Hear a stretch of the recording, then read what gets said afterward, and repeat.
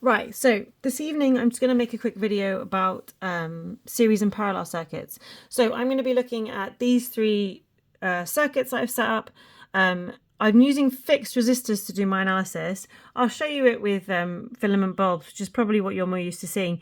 But a big part of GCSE is this graph here where we have a filament lamp bulb, and then we do this kind of F for filament. And the idea is that as the potential difference increases, the current increases, but up until a limit. So the increase in current causes the filament light bulbs to get hot, which causes vibrations of these ions inside it, inside the metal wire, the filament, and then that causes the resistance to increase. So, you know, I can't just sit down and say, oh, well, they're all going to have the same resistance, because the resistance changes. They're called non-ohmic for that reason. The resistance changes with current.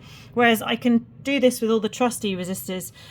This rectangle is just the symbol for a resistance, and I can just sit and work it out with them because I know their resistance isn't going to depend on the current in the circuit.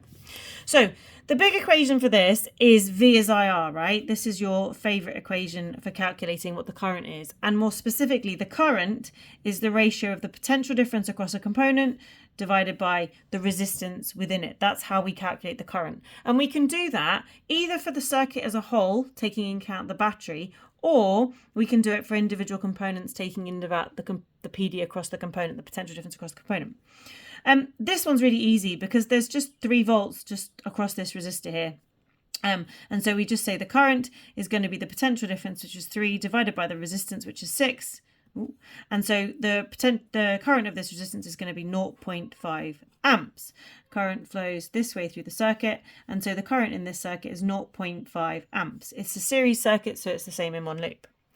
Now, this is also a series circuit, and however, the potential difference, because the electrons have to expend energy going through both of these, the 3 volts provided by the battery is always fixed. I've written them all in as 3 volts. It's the current that can change in the circuit depending on the potential difference and depending on the resistance. But if the potential difference is the same, the current will change with the resistance. And this is a greater resistance in the circuit, and so my current is going to be lower. Think of it as the electrons have to go through both of these, and so they're going to go much slower.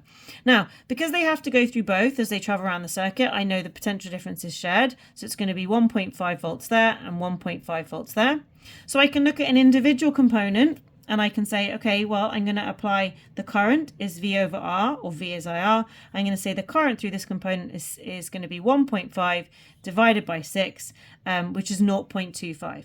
So the current through this circuit is 0.25 amps, and it's the same the whole way around. Now, the other approach I could have taken is I could have said, oh, well, the total resistance of this circuit is 12 volts. So I could almost redraw it and say there's no difference between 2 6 ohms and 1 12 ohms and 3 volts. And I can say, well, for the whole circuit, I'm going to apply it. I'm going to say the current through the cell for this entire circuit is going to be this time 3 divided by 12, which is the same. It's 0.25.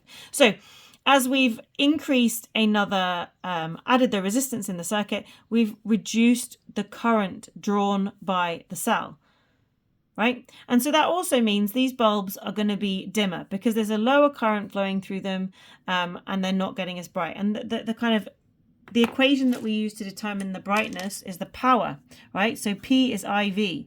So power is current times potential difference. So if the current is 0.25 and the potential difference is 1.5, we're just going to multiply those two together.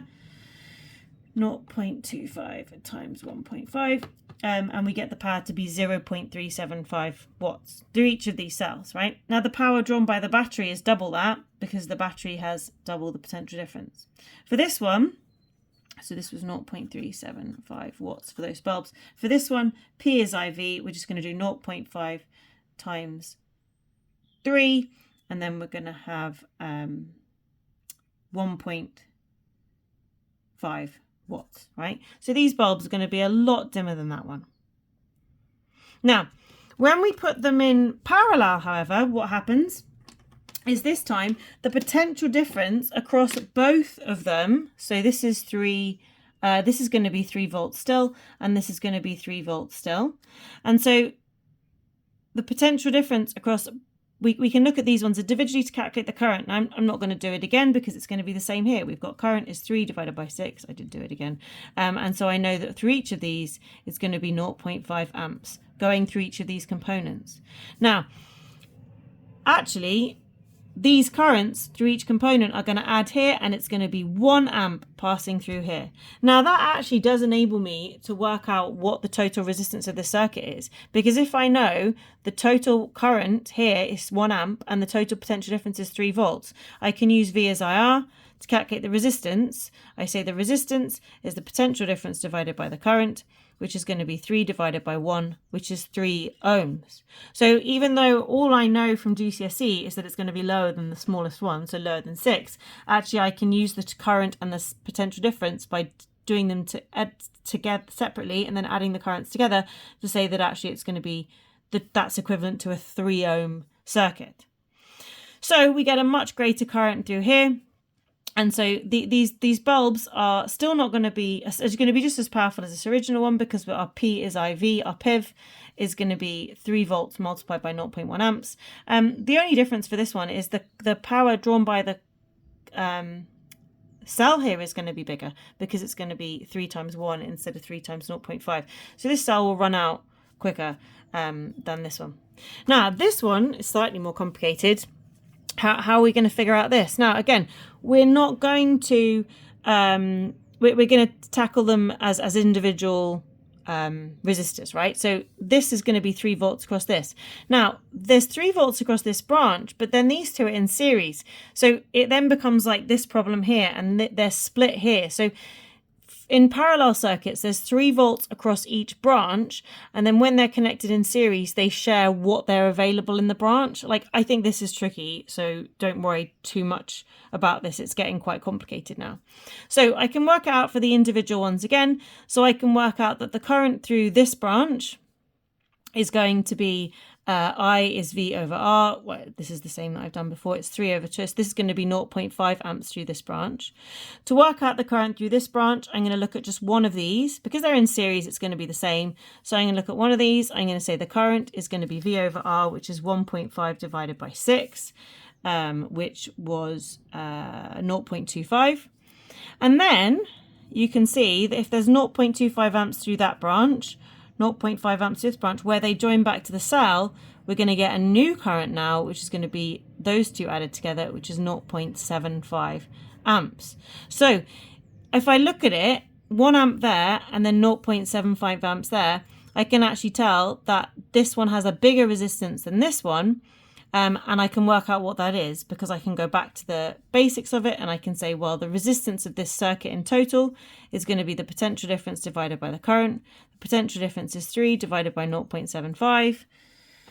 3 divided by 0.75, and I get 4 ohms in total. So this circuit has a resistance of 4 ohms in total, whereas this one was 3 ohms. So this has a bigger resistance. And again, at A level, you learn the equation to calculate it, but at GCSE, you just have to you can figure out the individual current. And then when you've got the current going through the cell, that can be the kind of considered the total current. And so you can consider it overall. Now for filament light bulbs, I've gone on for long enough, so I'm not really going to do much other than say, in general, so if I was to say a filament light bulb tends to have like 100 to 1,000 ohms resistance. So if I make my life easier and say that's say 300 ohms, then the current through this is going to be 3 over 300, which is 0.01. But do you know, I am just going to do it because I don't want to risk getting it wrong. 3 divided by 300, 0.01 amps. Which is quite small, and if that's what it is, that's what it is. Do you know, you'd have to look it up on this graph to figure out what the current would be through a given potential difference, and then calculate the resistance would be a complicated question. Here, now, I know immediately that this one, just like this one, is going to have a lower current because the resistance is going to be bigger. But then the thing about filament lamps is if the current is lower, their resistance is going to get lower as well. So these might be the same bulbs, but because I know the current's going to be lower through this, that's going to reduce the resistance of the filament light bulb to maybe like 200 ohms, because they're not going to be nearly as hot. And And so then I could work out what, and they're still going to have 1.5 volts across them because they're going to be the same. And then I could work out what the current through here was by doing 1.5 divided by 200. And I get 7.5 times 10 to the minus 3 amps. So much smaller current, right? And then because there's a smaller current, I've lowered the resistance. But I think that's really confusing, and that's why I prefer to do it. The same for this one, although this one actually, the current through the bulbs will be the same. So it'll just be, they could well be 300 ohms each. And because they're getting the 3 volts each, they're both going to get 0.01 amps. But the only difference with this one is that those two currents combine to make the current through the cell 0.02 amps. Right, I hope that helped. If you want anything individual, like anything specific gone over, then please let me know. I think this is really complicated, but just remember the two big equations are this one here, V is IR, and remember that you can apply it to a component. Like in your exam paper, you can absolutely circle, I'm going to do V as IR on that component. If you know two of the two things, you can calculate the third. Or you can do it for the whole thing, which is kind of like through the battery. Right? So if you know the current and the potential difference, you can calculate this total resistance in the circuit. That's it.